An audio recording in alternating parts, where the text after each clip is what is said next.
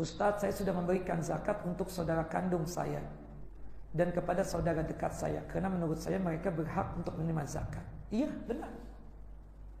Paling afdolnya zakat kita berikan kepada pihak keluarga kita dulu, sebagaimana yang Allah Jalla wa'ala sebutkan dalam Al-Quran, dalam surah Al-Baqarah, surah yang kedua, ayat 215. Ya, bahwasannya berkaitan dengan zakat, sedekah, infak, kemudian fidyah, bahkan kita lihat dulu kerabat kita. Cuma 3 golongan yang tidak boleh menerima zakat: orang tua kita, anak kita, dan istri kita. Artinya saudara sekandung boleh gak menerima zakat? Boleh, jika dia tersebut termasuk 8 golongan tadi, ya, 8 asnaf tadi yang berhak menerima zakat.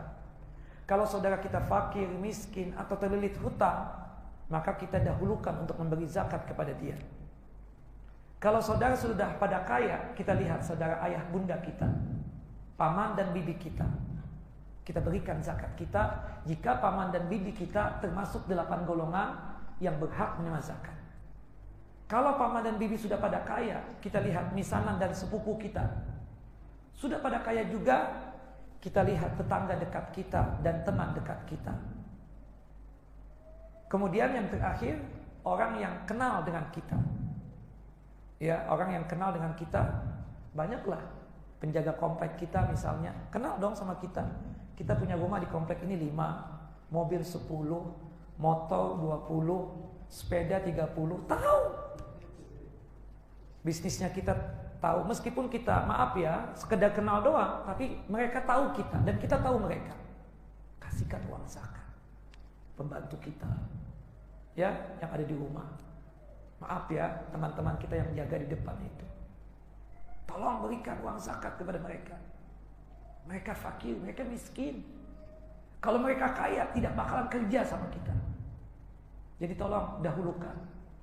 Jadi urutannya itu, saudara sekandung dulu, kalau memang termasuk 8 golongan. Kemudian paman dan bibi kita, kalau mereka termasuk 8 golongan yang berhak menerima zakat. Misanan, sepupu, jika mereka termasuk 8 golongan. Kemudian teman-teman dekat, tetangga, termasuk orang yang kita kenal. Kalau sudah pada kaya semuanya, baru kepada orang yang kita gak kenal. Makanya saran saya sih, kitanya saja membagikan sendiri, bukan melalui yayasan ini, yayasan itu. Kalau kita mengasihkan kepada yayasan ini, yayasan itu, akhirnya keluarga kita gak kenal. Iya kan? Kesian datang ke kita, ya anak udah kasih ke yayasan ini. Nah itu jadi gak benar kita nanti. Dan bersedekah, berzakat kepada saudara, kepada keluarga, itu pahalanya 2. Pahala dikenakan sedekah dan zakat tadi. Pahala yang kedua dikenakan dengan sedekah dan zakat, mempererat tali silaturahim kita, mempererat jalinan tali rahim kita. Seperti itu. Jadi sudah benar, ya. Tapi di sini sambungannya lagi nih yang bertanya. Walaupun mereka bekerja, kadang hidup suka berhutang, Ustaz. Rumahnya masih ngontrak, ada yang dianggap, ada yang ditinggal suaminya. Nah, meskipun bekerja, membantu kita kan kerja. Teman-teman kita yang jaga komplek kita juga bekerja. Cuma tidak mencukupi buat mereka.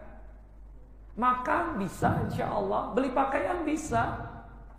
Tapi ketika menyekolahkan anak, kesian tidak bisa. Ya, ketika sakit mau ke dokter, gak berani, gak ada fulus. Kesian. Mereka kategorinya apa? Miskin. Ya, kasih, jangan bakhil. Apalagi saudara kita terlilit hutang, kebetulan gak ada tabungan, kebetulan juga tidak ada aset yang bisa dijual. Kemudian dia bekerja tetapi tidak mencukupi masih. Kita lah yang membantu, yang mengeluarkan zakat, kita bayarkan hutang piutangnya tersebut. Nah,